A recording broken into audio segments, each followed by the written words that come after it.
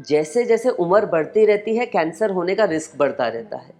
और अमूमन जो कैंसर बहुत ओल्ड एज में देखे जाते हैं वो स्लो ग्रोइंग कैंसर्स होते हैं, वो एज रिलेटेड प्रोसेस है। तभी अगर मैमोग्राफी करवानी है तो पीरियड्स के बाद करवाएं, 7 से 10 दिन बाद पीरियड्स के मैमोग्राफी करवाएं तो वो तकलीफ नहीं देगा एंड ज्यादा एक्यूरेट पिक्चर आएगी हमारे पास मैमोग्राफी की। तो कितनी बार हमने मरीज को देखा है कि जहाँ पे इमेजिंग सेंटर ने कहा है कि इनको तो कैंसर लग रहा है और जब हमने एग्जामिन किया उनने पाउडर लगाया हुआ था।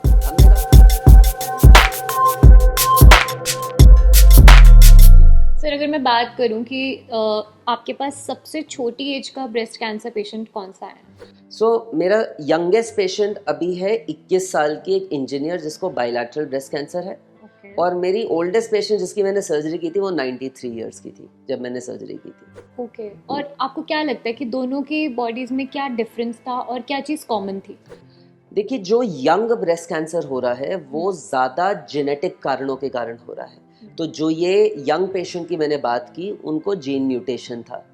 और जैसे जैसे उम्र बढ़ती रहती है कैंसर होने का रिस्क बढ़ता रहता है।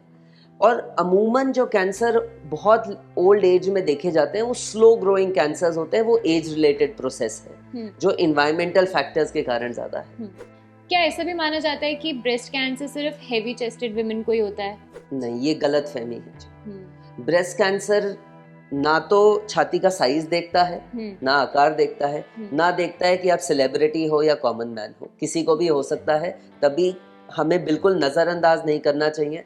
अगर कोई लक्षण महसूस होता है तो हमें तुरंत जांच करवानी चाहिए। अगर हम ब्रेस्ट कैंसर की जांच की बात करें तो सबसे पहले स्क्रीनिंग और मेमोग्राफी के बारे में हम सुनते हैं, तो आप हमारी ऑडियंस को बता सकते हैं कि मेमोग्राफी कब करानी चाहिए और असल में होती क्या है?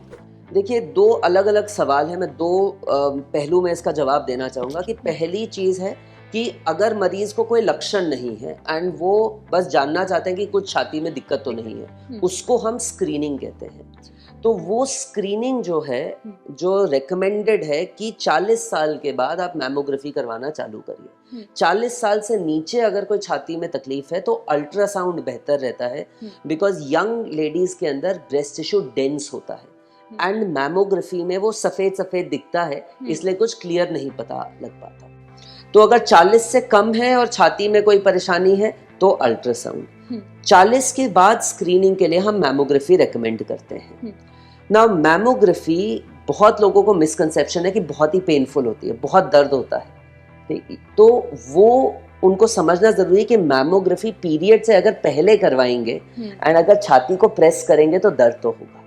तभी अगर मैमोग्राफी करवानी है तो पीरियड्स के बाद करवाएं, 7 से 10 दिन बाद पीरियड्स के मैमोग्राफी करवाएं तो वो तकलीफ नहीं देगा एंड ज्यादा एक्यूरेट पिक्चर आएगी हमारे पास मैमोग्राफी की।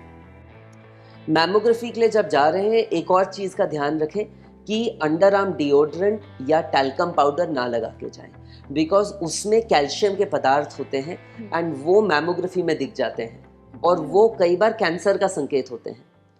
तो कितनी बार हमने मरीज को देखा है कि जहाँ पे इमेजिंग सेंटर ने कहा है कि इनको तो कैंसर लग रहा है और जब हमने एग्जामिन किया उनने पाउडर लगाया हुआ था। हमने कहा कि आपने पाउडर के साथ मैमोग्राफी करवाई? कहते हैं हाँ।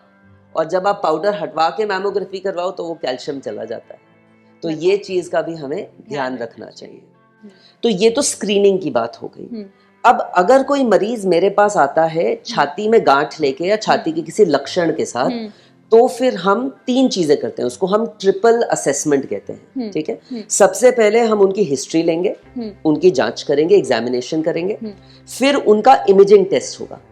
जैसा मैंने बताया 40 के नीचे अल्ट्रासाउंड, 40 के ऊपर मैमोग्राफी। और अगर दोनों चीजों को मिला के हमें पता चला कि ये शक वाली गांठ लग रही है तो हम बायोप्सी रेकमेंड करते हैं, नहीं तो हम बायोप्सी रेकमेंड नहीं करते।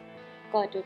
सो मतलब किस एज के अंदर ज़्यादा हमें ब्रेस्ट कैंसर का खतरा होता है? लोग ऐसा कहते हैं कि मेनोपॉज के बाद बढ़ जाता है, आपको रेगुलर टेस्ट कराना चाहिए। और कुछ लोग कहते हैं कि अगर आपको पीसीओडी पीसीओएस है, मतलब बिल्कुल ही आप अगर यंग जनरेशन में, अगर आप अडल्टहुड में अभी जस्ट आए हैं, तब भी आपको खतरा ज़्यादा होता है। तो किस एज में ज़्यादा खतरा होता है ब्रेस्ट कैंसर का? तो जैसा मैंने आपको कहा ध्वनि कि जैसे जैसे उम्र बढ़ती है रिस्क बढ़ता रहता है। बट हमें एक चीज ध्यान रखनी है कि जो भारतीय ब्रेस्ट कैंसर्स हैं वो पीक कर रहे हैं अर्ली 40s में।